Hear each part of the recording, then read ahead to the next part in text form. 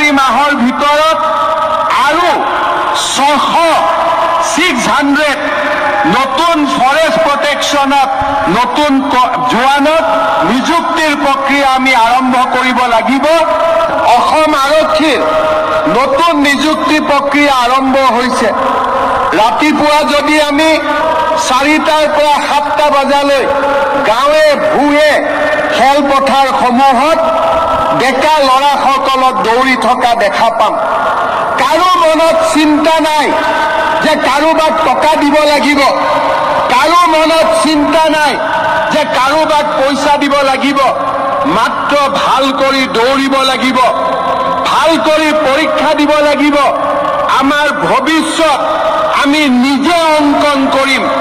আমাৰ ভৱিষ্যত টকা পইচাই অংকন নকৰে, আমাৰ ভৱিষ্যত আমি নিজে অংকন কৰিম।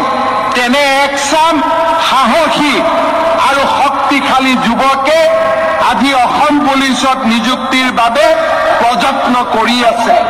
অহা অক্টোবৰ মাহত অসম পুলিচৰ নিযুক্তিৰ প্ৰক্ৰিয়া আৰম্ভ হ'ব আৰু 10 মে তাৰিখে আমি এই নতুন নিযুক্তিৰ প্ৰক্ৰিয়া আমি সমাপন কৰিম।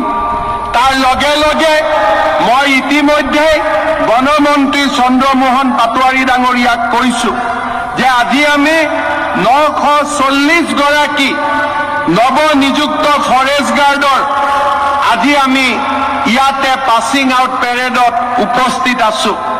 অহা ফেব্ৰুৱাৰী মাহৰ ভিতৰত আৰু